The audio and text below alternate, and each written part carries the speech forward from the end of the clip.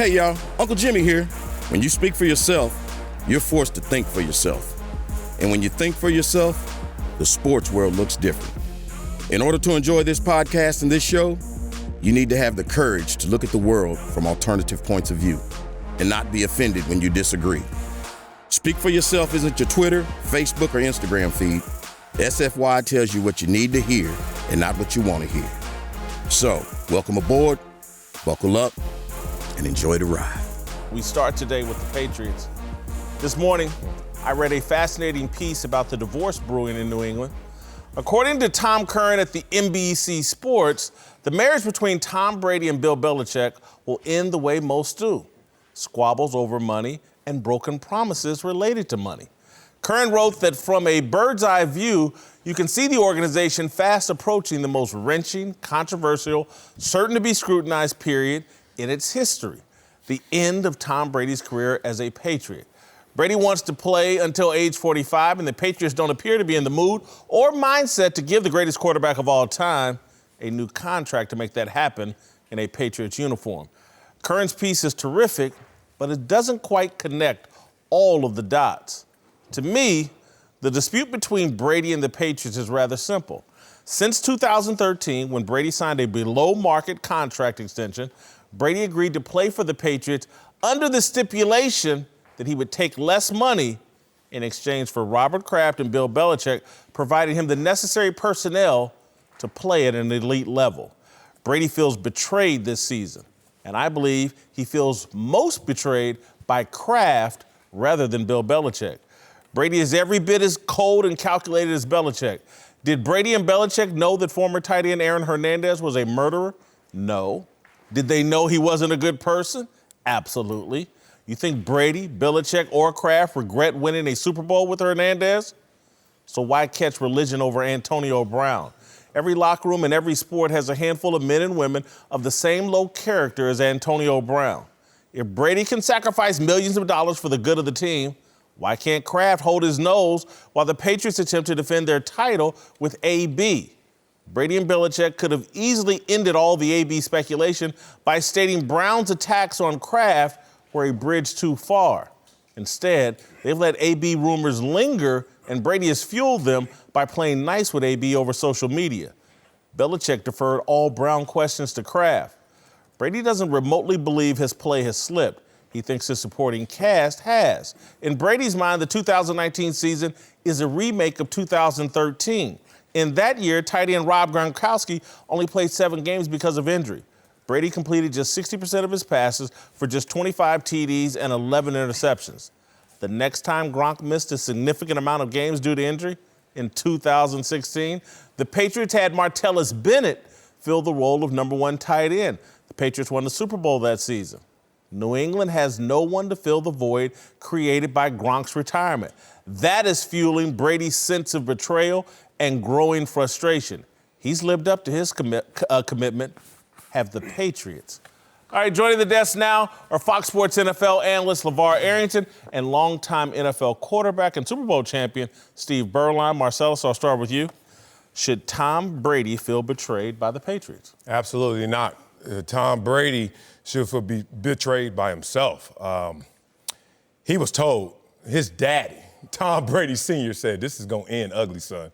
And Tom Brady went out there and believed into something that I think a lot of players get caught up in, is this team nonsense. Nonsense. Wow. Nonsense, man. That organization ain't your family. NFL stands for not for long. So when you start going out there thinking this is a familiar environment and this is my family, you know what they say to guys who give money to their family? It ain't a loan, it's a gift. Because you ain't getting it back, brother. Same thing in this damn organization. They're not giving you the money back, and they're not going to necessarily direct it toward the resources you think they should.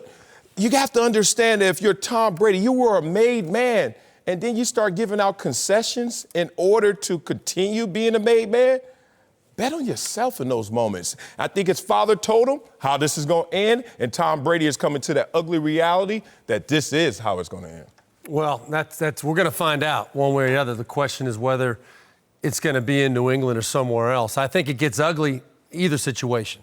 If you end up being Tom Brady and you take your show somewhere else, because the Patriots, I think the only way you feel like you're betrayed is maybe in the contract part of it, where they did not give him the extension that maybe he was looking for last year coming into this year. If he decides to take his show somewhere else, you got to think about how that Patriots organization is catered and built around the culture that Tom Brady has created around himself. Anywhere else he goes, the people aren't going to know the way he wants his balls pumped up, the way that he wants it inflated, and the way that he wants everything done as far as preparation goes during the course of a off season, during the course of the regular season. He's going to have to adjust and get everybody else to buy in. I think that's going to be as frustrating as anything for Tom Brady. The bottom line is, I think this organization has tried to get the people in place. The Antonio Brown thing, as you illustrated, it blew up on them. They should have probably tried to find a way to make that work, maybe. Looking back at it now, we'll see. But they thought Philip Dorsett was going to be a big play guy. They thought Mohamed Sanu would improve their receiving core. They thought they were making moves to make them better at that wide receiver position. It just didn't work out for him. I don't think Tom should feel betrayed by that, by the effort on the organization, but I think he should and could feel betrayed by the fact that they did not assign him to an extension. Yeah, I think he does feel betrayed, and I should he feel betrayed? I think he should, and I think he should feel betrayed from a personal side, not from the business side. We can throw out business because any and everything goes on the business side of it, and I think, you know, Marcellus addressed that very well. But you got to keep in mind, this has been brewing, this has been developing. He sold his house, put his house on the market before the season even started. You see a much more emotional or maybe even somewhat dejected or disconnected Tom Brady in his post-game interviews. There is something that may be going on emotionally with Tom Brady right now that even goes deeper than what we're even talking about right now. And maybe that comes out. And I would assume, based upon the love that this man has given to the game and to this organization and to this city, it has a lot to do with something that has Super Bowl or legacy implications connected to it. And for that, I would say it's betrayal. Marcellus, you made some excellent points that it's hard for me to disagree with. Having said that, though, Tom Brady is sitting there like, we've put 2 decades together that are unprecedented in sports. Y'all know these financial sacrifices that I have made. And his argument is like, hey, my play hasn't slipped. You've seen, when I didn't have Gronk in 2013, you saw what it looked like, and we all agreed we won't let this happen again. And to me, all of this season, everything Tom Brady has done has screamed like, hey, man, y'all promised me better than this. And I think he has a right to feel that way, given his level of investment. And I don't think he should fall into justifiable cynicism, like you said, but I don't think he should fall into it because he feels like, hey, man, I had a real partnership with Bob Kraft and Bill Belichick, and y'all know what y'all told me. Yeah, and that partnership, there was a long line of guys who thought they had the same thing. What's the Patriot way? When you walk into the Patriots facility, they don't even have to write it on the wall. You just feel it. It's in the culture. You could taste it. Patriot way. Get rid of you a year too soon. No matter what level of status you have, you still have some game left, but it's time to move on for our culture. And no one is bigger than the culture. That's why you can plug and play, and Belichick feels that I have to always enforce the Patriot way. Tom Brady got lost in the sauce. Had success, got his money. Remember, Tom Brady got paid, and then all of a sudden started making concessions because he thought, I had played my way to partnership. I had played my way out the culture. And the culture had to remind him, no, you did not. And I don't understand any football player, especially a quarterback, in 2019, after watching Joe Montana play in a different uniform, and I was a youngster, and I was like, oh, that's how that sport is? When I saw that, I just realized, and seeing all the greats, we could go down the list. Brett Favre, you want to talk about, I could talk about all my Buffalo Bills teammates. None of them were Brady, though, and that includes Joe Montana. You know what? For his era, he was Brady. And for that era, reinventing the game, especially offensively. He was hurt, and they had a Hall of Famer behind him. I get you. And Belichick is like, look, I made a 6th-rounder a GOAT. I don't care who's behind you. I'm going to make him something. That's a key point. Belichick made that point. Belichick and Brady created the Patriot way. And I think that's the reason why it would be different, I could see how Joe Montana and Bill Walsh could be attributed to building the 49ers. Well, I'm too young to know what that represented then. But looking at it now, Tom Brady and Bill Belichick are the Patriot way. If there would be two people immune to the Patriot way, you would have to say it's Bill Belichick, because his time may come too. You're one losing season away from you being put on the chopping block of what's the Patriot way. So if there's two people that you would say are immune to what the Patriot way is, I would say it'd be the two people who are most instrumental in building that Patriot way, and that would be Tom Brady I have to push back on that. Drew Bledsoe, when we played against him twice a year, was the man. And then got knocked out. We all know what happened. Mo Lewis got him. And then Tom Brady comes in. Not the reason they win, but Super Bowl champion. Drew Bledsoe shipped out of town. Drew Bledsoe felt the Patriot way before Tom Brady even helped build the Patriot way, because Belichick was already in that mindset. But would it have been referred to, a reference to, as the Patriot way when Bledsoe was the quarterback? But I'm just saying, you had a $100 million quarterback at that moment, still better than the guy who just won a Super Bowl, and you shipped him out of town. Yeah. Why? The Patriot way. Whether we branded it that way or not, that's their mentality. The Patriots didn't know what they had in Brady at that point. The 49ers, to your argument, I think was a totally different situation. They knew they had Steve Young, and they had a succession plan. Brady happened to become the greatest quarterback of all time, arguably. He wasn't drafted in the 6th round to be that guy. Right. What is the Patriots' plan right now? Who knows what their plan is right now? Garoppolo was part of it. Now we don't know who's part of it. Is it Stidham? I don't know if you can invest in that being the guy for the future, but I think the succession plan is part of the story for sure. Think about this, though. The Patriots have been spoiled because of the greatness of Tom Brady, and he's the one that came out, as you said in your essay, Whit, he doesn't believe his skills have diminished. Yeah. He doesn't believe his skills. He's 43 years old. His skills have diminished. He's 42. His skills, they have diminished a little bit. He can still play the game, but he's not the same Brady he was 5 years ago. So the point that I'm trying to make here is that when you look at what he's done in the past, with limited resources, he's reinvented himself offensively. That offense has reinvented itself many times over. It's been running back centric. It's been tight end centric. It's been wide receiver centric. Brady's always been able to make them great. Now he's at a point where he can't do that. I'm going to ask the same question we started with, but a different way. Okay. And it's just a very small, and your answer may be the same, but I think it's a different question. Do the Patriots owe Brady anything? Hell no. They don't owe him a damn thing, no matter how great he is, because one is greater than the Patriot way. It's the culture of football. You have to understand that if you're going to be Tom Brady, and I'm not going to absolve you of guilt. I may sound heartless right now, but you're not absolved of guilt, because every sacrifice you make comes with pain. And it's funny, in our culture today, we forget that part. Make the sacrifice. Oh, nothing's going to happen? No, something's going to happen. This is the consequence of that sacrifice. So when you walk into a situation where your coach feels, I have a 6th rounder who now became the GOAT. In his mind, part of his equation is, this is house money. I didn't predict this. These are unintended positive consequences. Whoever I draft, that's why the Jimmy Garoppolo situation was so big. Belichick is sitting there saying, I got my successor. Kraft, Brady, Jimmy I G. gave you what you owed them. That's when they paid the debt, is when they let Garoppolo go. And that's the problem. They owe him everything. They owe him everything, but you have to split it. You have to separate the on-field to the organization. That organization owes, and listen, I'm a big Curtis Martin fan. I grew up same place. He's one of the biggest figures, best figures, classiest figures in the history of that organization. Real talk. That doesn't even scrape the surface of what Tom Brady has represented to that New England Patriots organization. This is a very unique situation. They owe him everything. Owe him in what? Owe him everything. Pay him how? Whatever it is. So give him a max contract, a big contract for him? Now here's where the separation takes place, right? All right. The separation is the organization owes him everything, but the organization still has to operate as an organization that's trying to win. Let's keep in mind, they are still a 2-loss team. Yeah. So whether we want to say his production has diminished or his performances, his stat line, that's fine.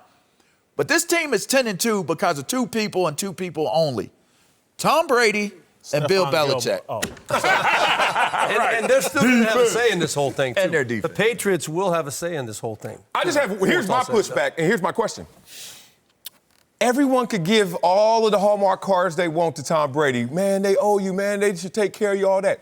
Materialize that. Monetize that. What number? Because the last time I checked, the only love language we understand is that money. Yeah. So what are you going to do? No, I think what Tom Brady, to me, seems to be demanding, hey, man, let's move beyond the AB situation and tell Goodell we want to bring him back, and let's get this guy out here for the playoffs so I can play at a high level and have a chance of defending this title.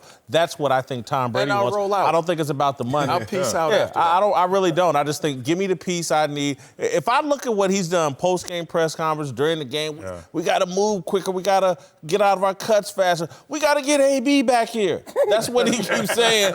And Kraft ain't bending, in my view, and Brady feels betrayed. I told you this. Super Bowl or bust for Tom Brady every year. Yes. They're just punting this. I think there's some interest upstairs, like, let's stop punting. Let's just let's see what we got. Whitlock and Wiley, LeVar Arrington is back. We're joined now by Fox NFL analyst TJ Houshmandzadeh. Time now for a big story. Sponsored by KFC's $20 fill-ups. Order ahead or get it delivered at KFC.com. All right, let's move to Dallas, where Jerry Jones is hell-bent on winning another Super Bowl. And now former Jets general manager Mike Tannenbaum says he wouldn't be surprised if Jerry went so far as signing Antonio Brown before the season ends. Jerry's desperation has been on full view this year, paying big money to his top players and standing behind Jason Garrett when a lot of people were calling for the coach's head. All right, the question here is Jerry's desperation actually hurting the Cowboys? Yes, it is. And it pains me to say this because I am a fan of Jerry Jones, the man and the businessman for sure. But he's the main ingredient for their formula of failure. Like, he's the reason. He's undercutting everything because he doesn't let that locker room fully activate because he doesn't fully empower the head coach. Just that simple. Can't sit in this room and let this guy who is named Jason Garrett say something to me and I have to second guess it because I don't know if that's a real message or not. I don't know if that's going to get undercut or not. I don't know if those are direct orders or not. And that's the issue. That's the climate. Like, playing football, you have to lose yourself for something greater than yourself and bigger than yourself and a collective goal. And if you don't know what the marching orders are because you're always second-guessing the messenger, how are you going to have success? To the tune of, the Cowboys are one of 3 teams that have not made the NFC Championship since 1996.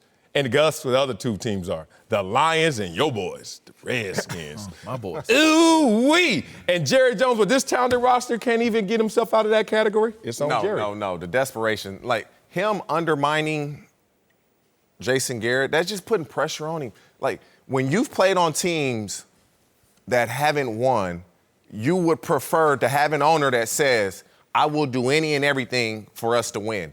You go ask any player that's on teams that have consistently lost. And you, come on, man, go get this, go do this, go. No, we have enough. When now you got an owner that is willing to do whatever to help this team win, that's what you want as a player. And as a coach, if you can't perform under this pressure, you're not fit for the job. Well, I just want to hear it once a week, maybe once a year. I don't want to hear it every day, and that's the issue. I completely disagree, though, TJ. Yeah. Just because we've all bought into the narrative like, oh, Dak's played really well under the pressure of this contract deal. And I would argue, no, I really don't think he has, and I think he would play better if there was less pressure.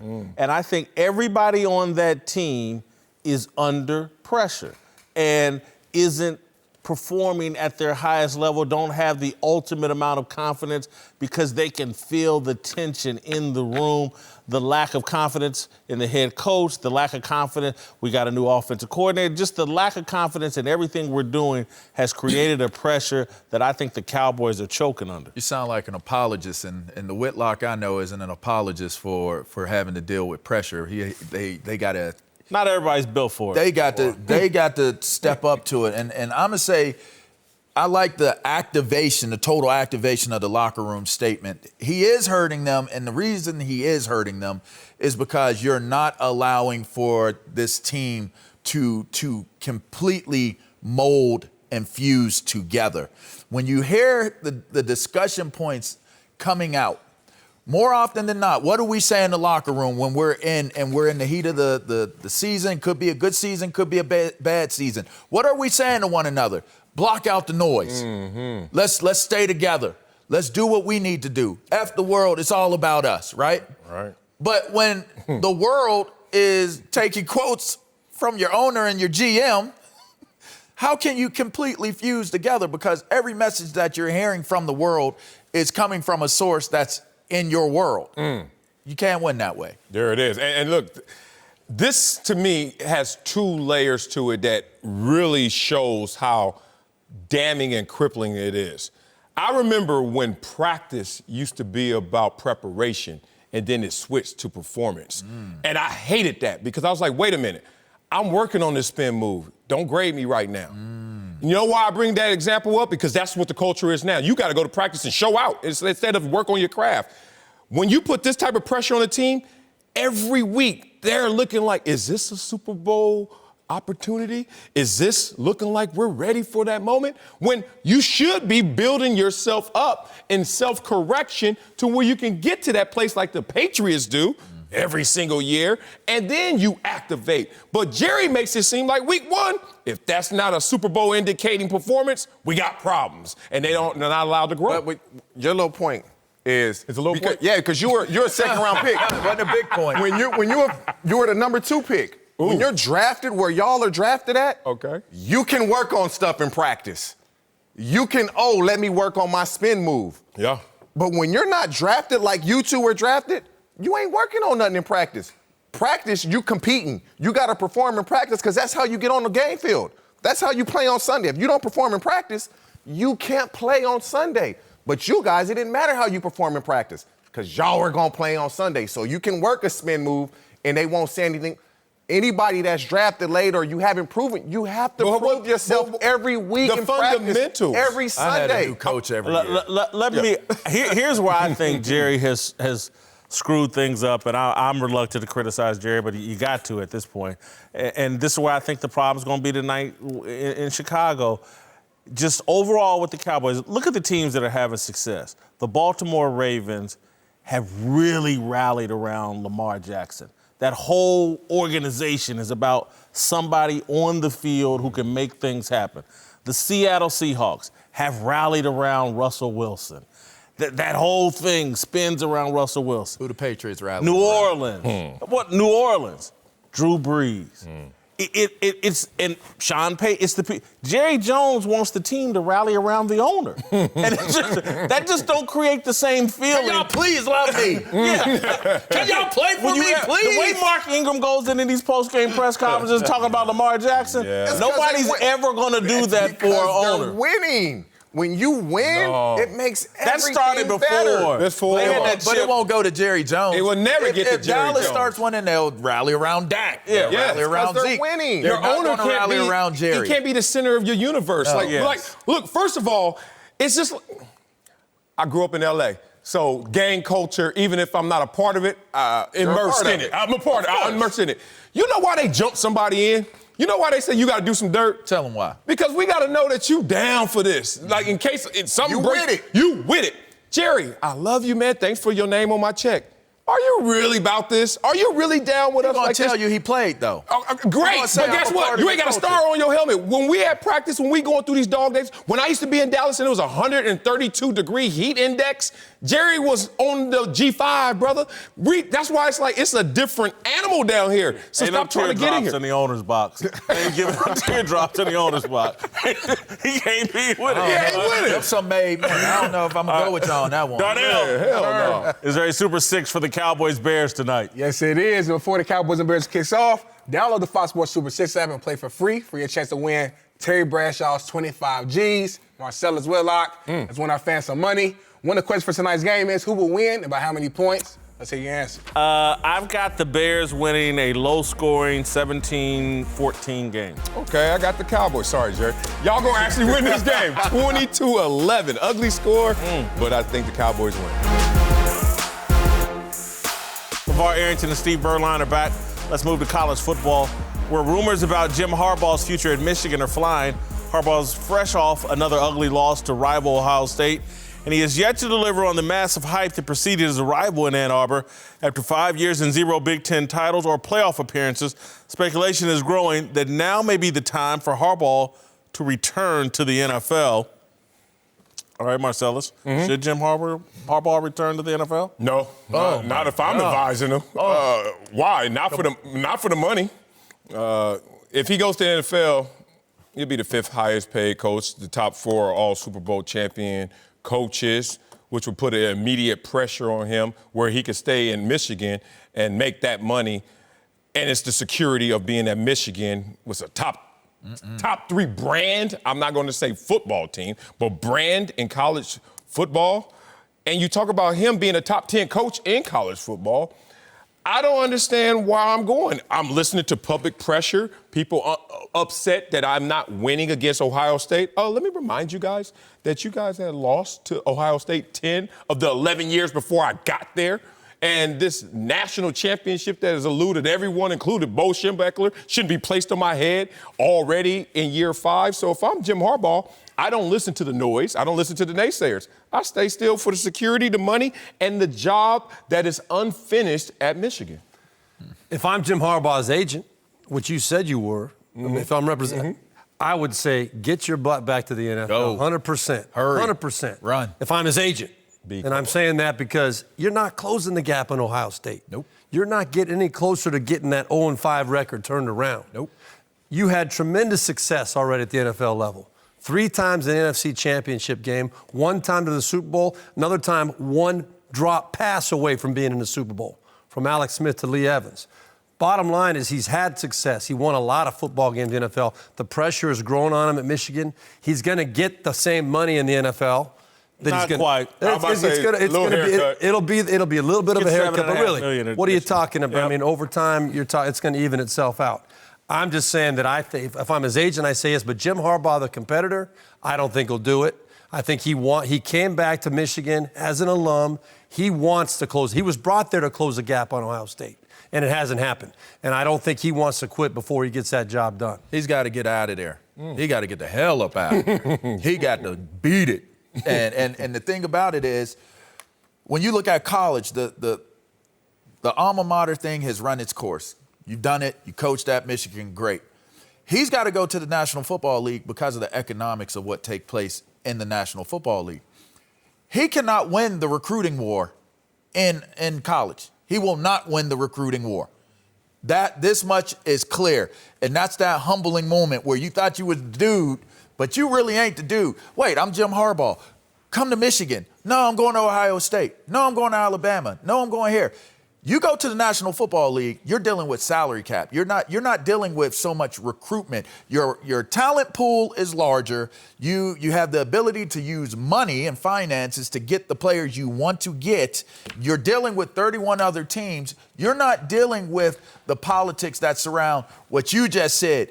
If you lose 1 time against Ohio State and you're at Michigan, that is the end of the world. Why? That's an all-time team. Because it is. It's an all-time team. He was brought there to beat Ohio State. It drives Michigan. It drives Ohio State.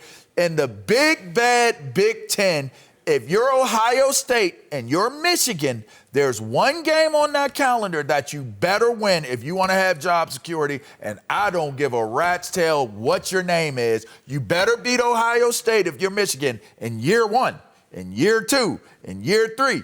You don't want that job? Lose to Ohio State. And coach 1, and coach 2, and coach 3. None of them did it. And that's what they'll do. My reason's completely different. I just think he's a better NFL coach than he is a college coach. And that's why he should go back to the NFL.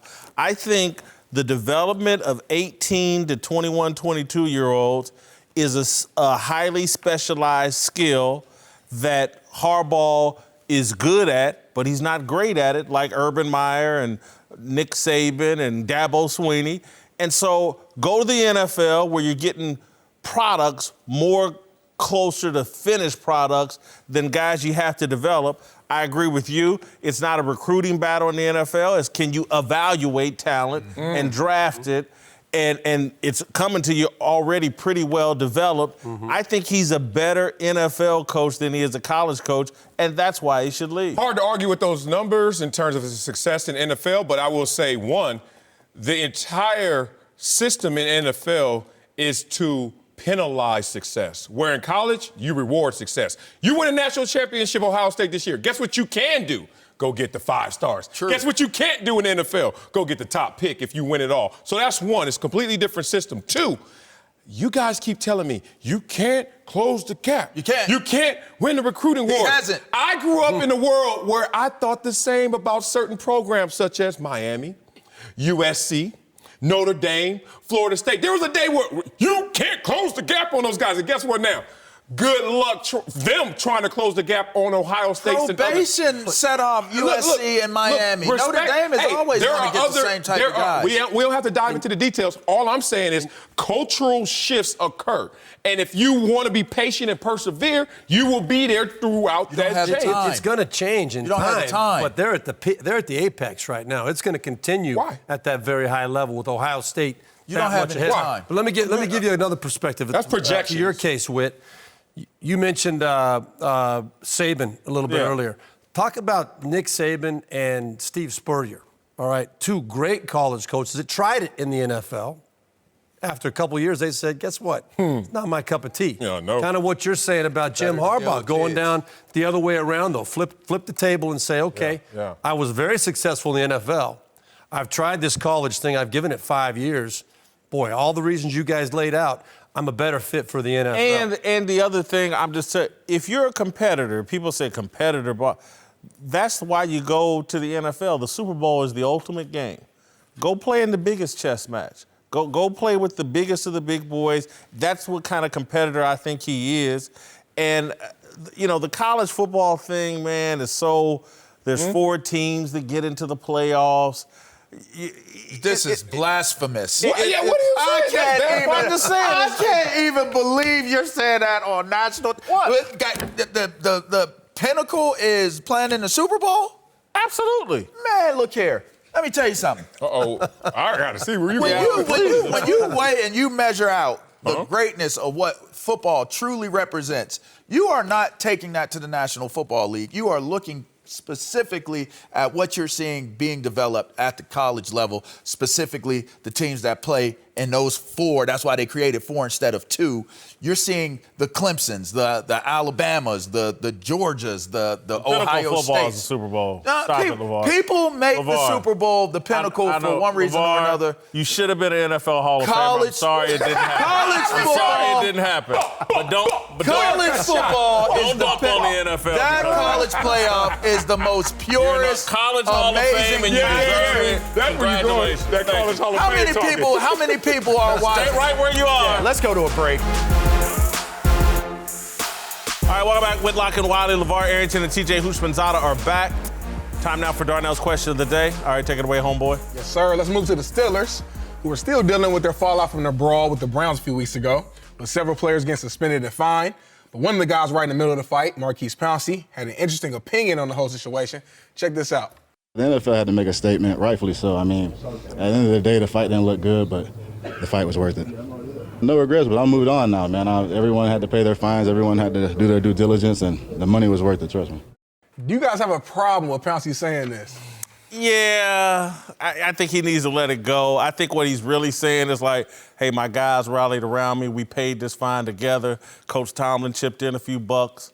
We're rallying around how we rallied around Mason Rudolph or whatever. But I wish he'd just let it go. I don't like it. I don't have a problem with him saying this. The primal expression, just being real. Like, finally, take me into the lion's den and tell me how you really feel. And since you're doing that, and that truth serum's in the locker room, can you give Mason Rudolph a little swig of that so he can own up to everything he's done, Mr. Victim? But I'm going to go here. I do have an issue with him saying it was worth it. It wasn't worth it, brother. You spent $152,000 on a quarterback that ain't even playing no more, and all you got was a kick into a helmet. $152,000 to go to LA Fitness for 2 weeks to get dapped up by the locals and then to come back and say, yeah, everybody think I'm cool. Everybody think I got their back. That ain't how you got cred in this locker room, brother. You get cred by balling out, and moments like that, to me, is like chasing, clout chasing, like dap me up because I'm down for y'all. Down for who? Duck Hodges is your starter now. He ain't even playing. You spent $152,000 on a dude who ain't playing? That's sick. Man, I'm with you. I have no problem with him saying it at all, but I'm not losing $150,000 to prove a point on the field. You think he paid that whole fine himself? I don't give a damn who did. When you get fined 2 game checks, you don't even see those game checks. They don't come take to it you straight out your check. FedEx. Now, the thing is, Dang, that used to make me so mad. they take it straight out the check. mad Like, when they did that. you don't pay the fine, they take it right out it's your out. check. Comma's gone. And so he's just being honest. He felt like it was worth it. When he's done playing football, he's going to realize that he can't get that $150,000 back, and he's going to sit here and say, it wasn't worth it. It didn't hurt him on the field because they went 2-0 in his absence. So, yeah, I have no problem with him saying it at all. They gave him a bag of money, man. I just They know chipped in and gave him a bag. I would be hypocritical if I said I had a problem with it because I just know, I know how I am and I know how I've rolled. And if one of my teammates was getting drugged, I'm going to be full throttle. I'm going on all fours. They call me king of the mammals for a reason. Like I'm gonna get it in. Mm-hmm. So in this case, just listening to the way he said it, if my teammate is in need and it costs me $150,000, I didn't sit there and think to myself, in that moment where I see them ripping TJ's helmet off and we playing against, this team and it's the Steelers and we're the Bengals, I'm not sitting there like, man, TJ, my homie, but that's $150,000. I'm gonna get suspended. I'm not even thinking. Deal with the consequences. I deal with and I think that's what he's saying in that interview is I'm dealing with the consequences. And if it came down to it, I don't care if Mason Rudolph is starting or not. If Mason Rudolph holds the value of being my homie, homie outweighs anything else. Hell no. First of all, we ain't saying, homies like that. We teammates. I go through every team picture you ever been on. I guarantee you won't know half them dudes. No. But my homies is my homie. Yeah, exactly. And My Mason homies- Rudolph is your homie? I don't know. The backup? I don't know the relationship. Look, I'm just saying for me, if it were. My answer is, was it worth it? $152,000 for the backup quarterback. If I'm looking man. at the integrity of what I represent to my teammates, I'm gonna sit there and I'm gonna say it was worth it. If somebody was dragging one of y'all, if they dragging Marcellus, I'm come over. I think Maurkice Pouncey's position is if it was the punter, the holder, an assistant coach. That's my teammate. That's He's my doing the guy. same And thing. I'm throwing down. It's that mentality of, Dog. It's called dog mentality. And so, and again, I don't think he had to pay. I'm sure those guys anteed up for him. They respect him. And we got to remember who Maurkice Pouncey is.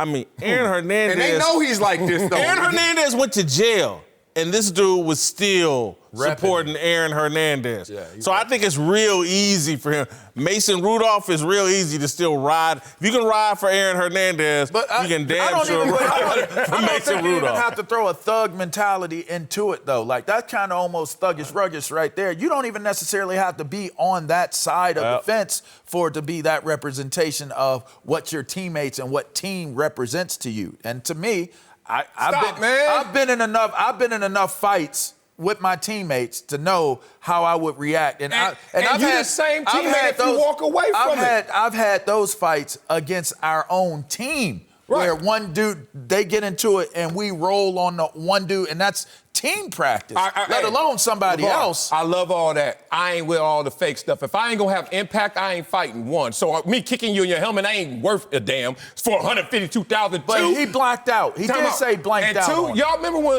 remember when Lonzo Ball and the Lakers were having a little fight and he just dipped? That's me. Like, y'all know I love y'all, but I ain't stupid with this dumb stuff, and I ain't writing a $150,000 check but for for it. every Marcellus that Coming up. fits, LA gonna come get it. Jason Whitlock, Marcellus Wiley, joined by Steve Berline and LeVar Arrington. Time now for the most fearless conversation of the day. All right, let's move to Baltimore quarterback Lamar Jackson and 49ers radio broadcaster Tim Ryan. Yesterday, the 49ers announced they had suspended Ryan because of comments he made about Jackson during a morning radio interview. Ryan attempted to explain Jackson's success at disguising the football on run-pass option plays. Take a listen. He's really good at that fake, Lamar Jackson. But when you consider that when he's his dark skin color with a dark football with a dark uniform, you could not see that thing. I mean, you literally could not see when he was in and out of the mesh point. All right, I find Ryan's comments mildly stupid. Black and white quarterbacks have been running the option for decades at the collegiate level. I've never heard a coach argue that skin tone matters in disguising the mesh point. I've heard coaches say, you hit the dive man, you hit the quarterback, and you hit the pitch. Stick with your assignments because it's hard to find the football. But whatever. I say something mildly stupid a dozen times a day, but no one was offended or harmed by Ryan's mildly stupid analysis. He didn't try to denigrate Jackson's success or black quarterbacks. He came up with a stupid explanation that Jackson would have never heard except for the mainstream media's obsession with turning nothing into something. No surprise, this controversy originated in San Francisco, Northern California, the birthplace of liberals feigning concern for black people by reacting to the inconsequential and ignoring real injustice. It's a simple formula in the Bay. You can legitimize any racial controversy by throwing Dr. Harry Edwards a thesaurus and mentioning he's a consultant for the 49ers. I have respect for Dr. Edwards' work in the 1960s. Dr. Edwards has been supportive of my television work in the past. We have been friendly throughout the years. But he needs a new shtick. He had a chance to put this Ryan controversy in proper perspective. He failed to do so. He threw grease on a kitchen fire and attempted to turn it into a wildfire.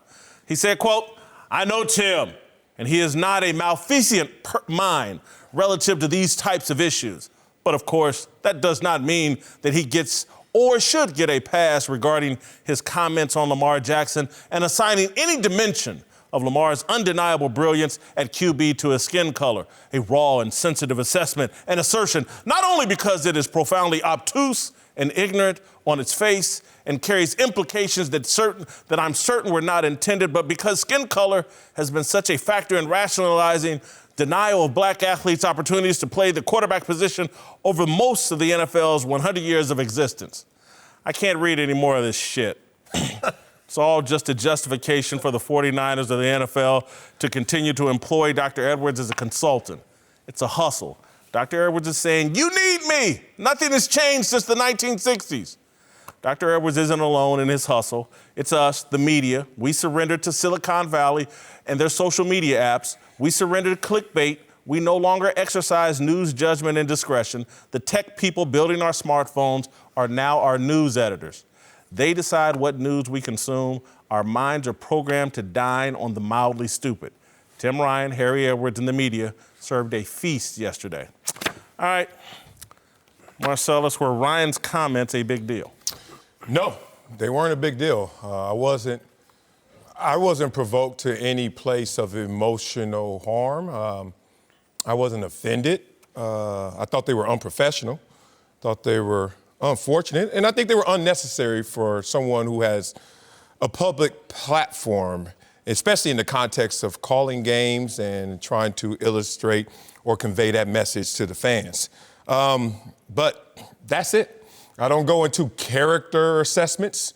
I don't go into how deep these situations may present themselves in other forms and fashions of parts of his life. I'm just looking at it like, look, dude, there's a third rail. We all sit up here right now. Damn well we know there's some words, some things we shouldn't say. And sometimes we do off mic, sometimes we don't. Sometimes we do it in our own public or private settings. But he just hit the third rail. Come back, simply apologize like he did, move on. I agree 100%. And it's unfortunate. It was a bad choice of words to not be able to get out in front of it and understand how it might be interpreted and how some people might be offended by it. When I look at a football game or when I'm talking about anything related to football, my perspective is from a quarterback's perspective. When you guys look at it, it's from a defensive perspective, linebacker, defensive line, whatever it might be. That's what Tim was trying to do. He was saying because he's a defensive lineman, he looks at football from that perspective and says, man, when I'm looking in there, it's hard to find that football. And here's a few reasons why it's kind of hard to see where that ball is. And he meant nothing by it, I'm sure. The apology was sincere. I think we should let this go and understand, all of us learn from it. Hey, just got to be a little bit smarter with the words we use and how we express ourselves. But I really don't believe there was any negative intent whatsoever. And it was just an unfortunate mistake. I don't think it was a big deal because of where he did it. I come from the world of radio where shock value is what drives a lot of sports talk radio. We've all said some interesting things on radio. I look at these, the things that he said, and I don't see any racial slurs pronounced in what he did.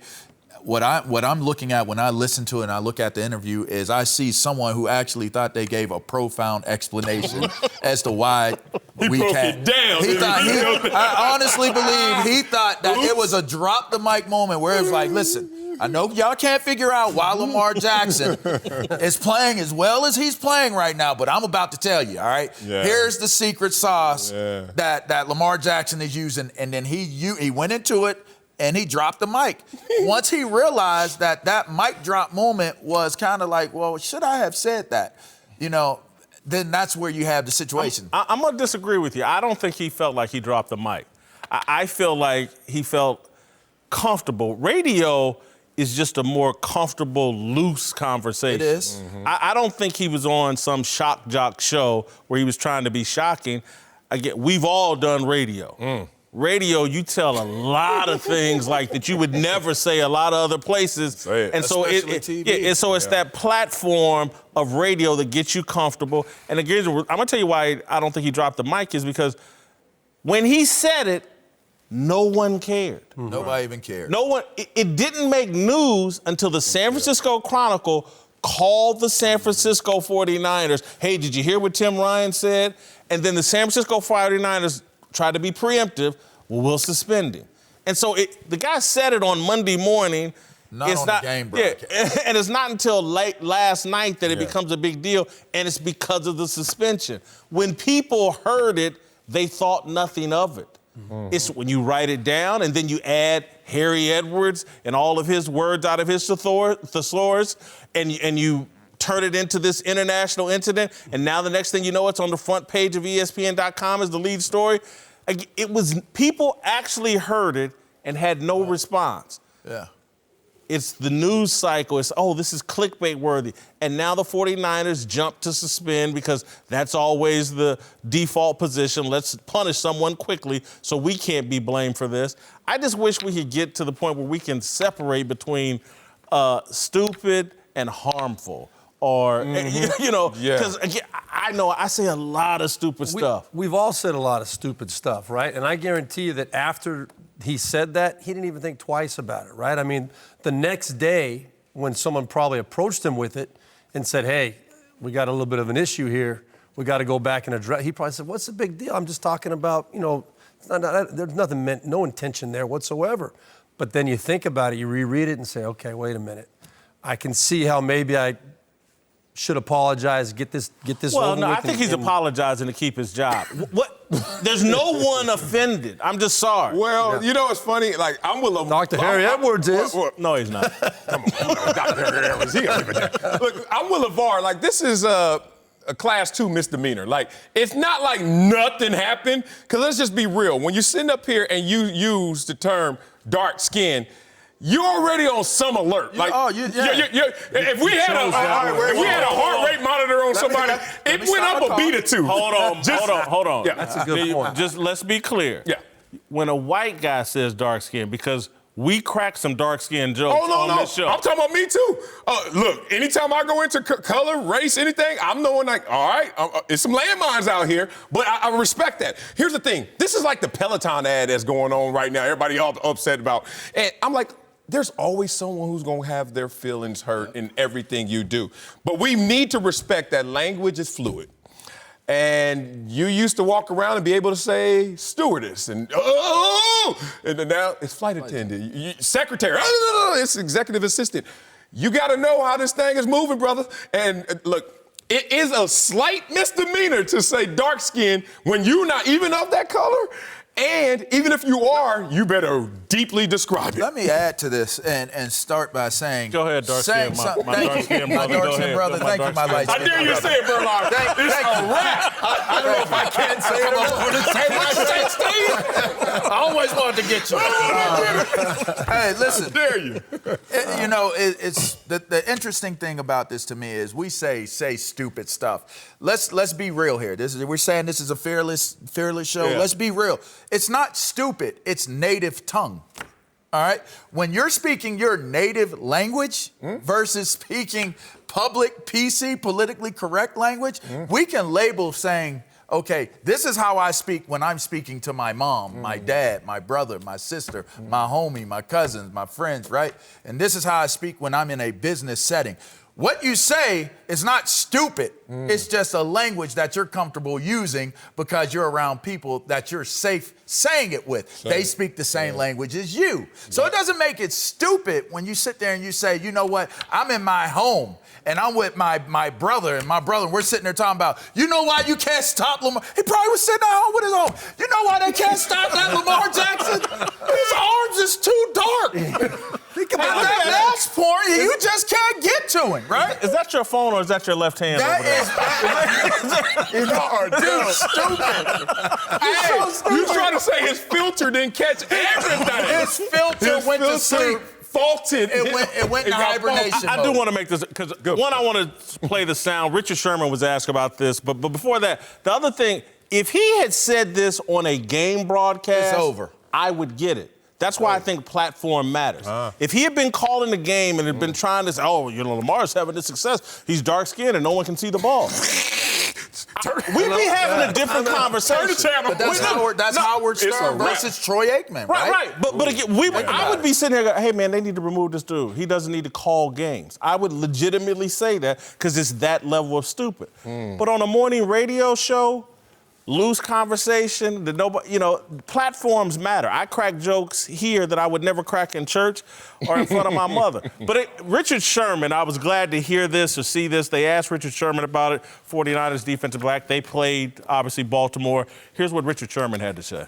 It was technically a valid point, but in the way he's, you can always phrase things better. You can always phrase things and not say his black skin, but I've had a relationship with him since I got here. He's never been anything but a great guy and a professional and a guy who takes his job seriously. So it's unfortunate that's what it came to, but the team did what they had to do. But in that situation, it's a play where he's talking football and he could have used better verbiage. We only got a little bit of time. Yeah. Just a quick prediction. Yeah. I'm sure Lamar is going to be asked about this today, tomorrow at some point. You think Lamar's going to downplay it, or how do you think? Absolutely. Either no response or downplay it. I don't think any more gas is going to be put on this fire unless we hear there are snowy conditions in Baltimore and they're looking for a white quarterback to run an option. You imagine if they flipped it? We're looking for a white quarterback to run an option. Tracy McSorley's coming in this today. That's amazing. You're going to see it from Josh Allen this week. That might be your best one-liner. Steve Bouchard, like, we need him. Nah, this thing dead, man. Stop. Yeah, Does Lamar touch it? I would be surprised. I mean, everybody's handling it right. Yeah. Everybody that's important, everybody that matters is handling this thing the right way. And it should not be an issue. It was unfortunate, but I think it's time to move on. That topic is as far away from him as he is from San Francisco. He's on to the next game. Whitlock and Wiley, TJ Houshmandzadeh is back with us. Let's move to the Los Angeles Rams. Sponsored by the Capital One Venture Card. What's in your wallet? LA will try to keep their playoff hopes alive this week with a huge game against the Seahawks Sunday night. Seattle should expect to see a healthy dose of Todd Gurley, who once again has become a major part of the offense. And yesterday, Sean McVay offered a blunt explanation for why he's relying on Gurley more each week. Me not being an idiot? I think he's felt good, and really he's done a nice job with that. So, really it was, you look at the Chicago game and then kind of just going from there. You don't want to make some of the same mistakes that you ended up making earlier on in the season, and I think he's done a nice job handling a bigger workload, but then also you do have confidence in those other guys if they need to give him a spell. All right, I think these me not being an idiot comments are significant. I got my tinfoil hat on again. Yeah, keep it on. Yeah. I think it's a direct shot at Jared Goff. I was the idiot that went all in on Jared Goff, and we got away from Todd Gurley. Anyway, do you think this proves McVay may regret going all in on Goff? Oh, definitely he regrets it. I want to take that hat from you and wear it as well. And I'm going to create the scenario in which why he's now saying he was an idiot to protect both players. Skip Pete, the running back coach, looking at Todd Gurley this summer, is like, I don't know. And I'm going to give you a little backdrop. I had dinner, coincidentally, last night with a Rams executive who said, the spark plugs aren't there with Todd Gurley. The sixth gear is not there if you watch. And he was like, because I saw Todd Gurley 3 weeks ago. I was like, Todd, what's up? I've never seen a player get played like this. And he's like, I don't know, man. I feel good. So this is what I think happened. Skip Pete goes up to Sean McVay as they're doing the season game plan. And he's like, I don't know how much left in this tank right now. I don't know how much charge we have right now. Let's lean where the game is leaning, passing game. And Jared Goff. And through the up and down roller coaster, you start to realize our season is now up in the air. If we're going to win or out, we get in. We don't. Let's switch. And if you think about what they switched to a guy that they didn't believe in the beginning of the season. So this is more of a desperation. But him saying he's an idiot, the genius is calculated. Sean McVay is smart. He knew every single play, every single quarter, every single game, what he was up to. He just was leaning into Goff because he knew he couldn't lean into Todd Gurley. Now it's all come to a head, and he has to make this decision. I wouldn't take it as far as saying he regrets going all in. When you look, Todd Gurley has 0 100-yard games this year. Oh, yeah. 0. Now, what they regret is Jared Goff needs the pocket to be clean to be successful. They lose Roger Saffold. They're not giving. Last year, Jared Goff was sacked 33 times. This year, he's been sacked 19 times. So it's not far off from what they did last year. Todd Gurley's not running the ball as effectively. When you give Jared Goff a clean pocket, which we saw he had a clean pocket against Arizona Cardinals, he was throwing the ball, and he was throwing the ball very well. It has to be clean. He's not very athletic. So if you're not going to protect him up front, you're not going to be able to run the ball effectively. That's what affects Jared Goff more than anything. They regret going all in.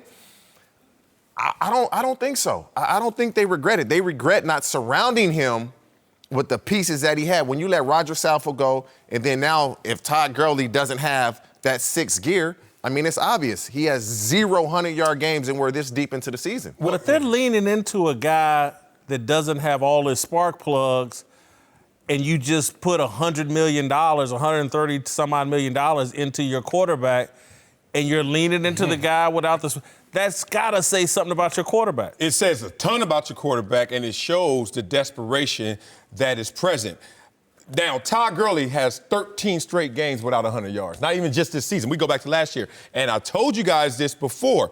He also, from his rookie year to his third year, had 25 out of 26 straight games without 100 yards. I've never seen that in my career ever. Guys have that much of a dry patch and still be Premier back, highest paid at one point in his career. But remember, he tore his knee up in college, and there were question marks about him coming out. And then he goes through that dry patch his rookie year to his third year. Then he's going through this dry patch right now. I just think the knee, man, I mean, look, he's not going to own up to it. No one's going to put it all on him because you can still get some juice out of him. But it's just obvious. That's why they didn't start the season leaning on Todd Gurley. They went from this transition to where we're going to go all in with Goff.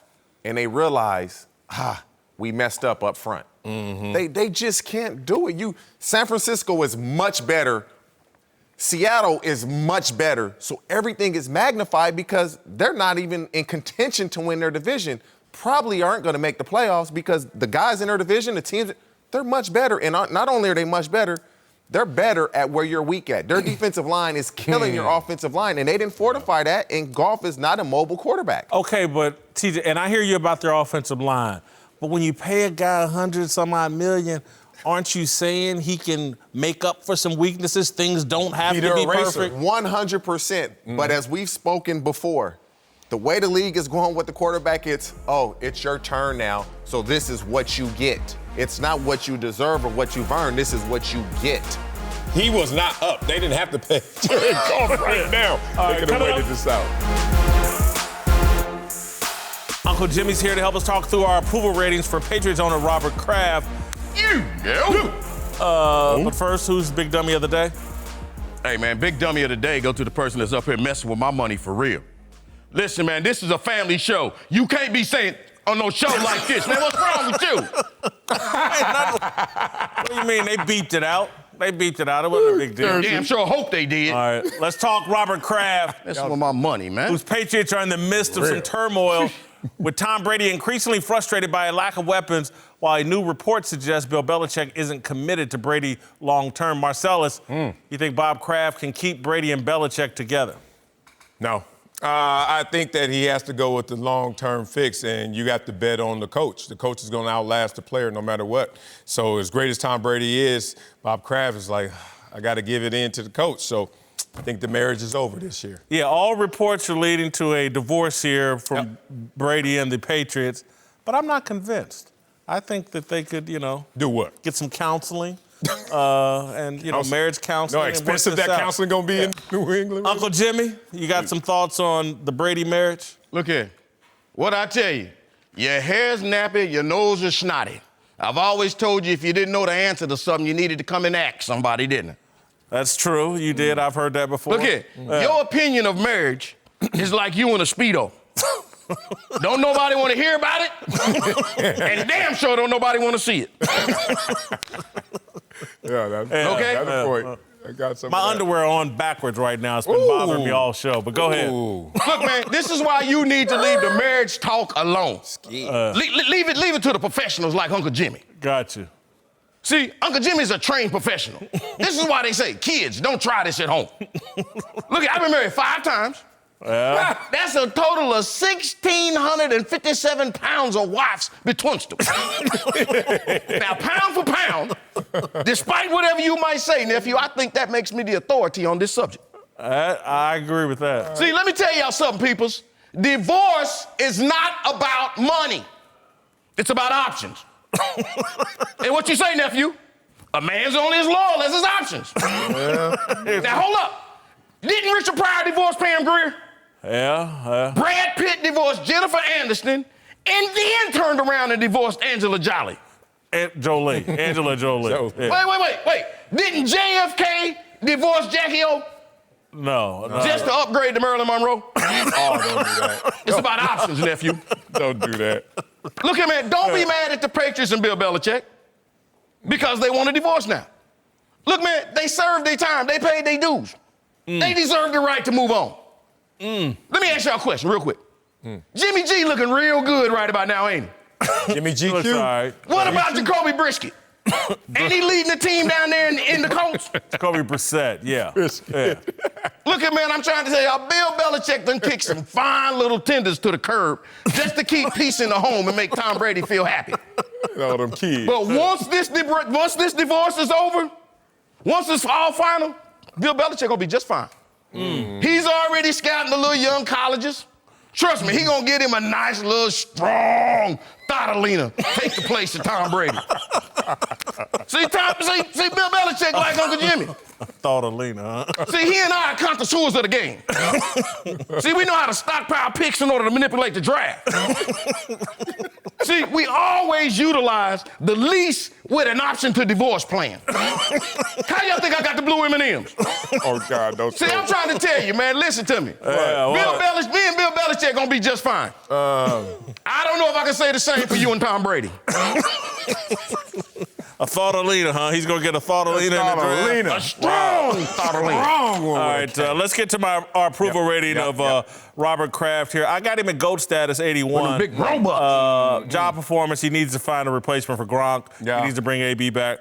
Dropped him a little bit on character because he's friends with Cardi B. So I dropped that's a little cool. bit. 81 GOAT status. Leave Cardi B alone. She's trying to figure out who hacked Offset. I'm lying, girl. Look, he went to Columbia, so 25. But them Jordans and all that rapping he got to stop that. So that's 17 on authenticity. All right, the internet agrees with us. Also GOAT status.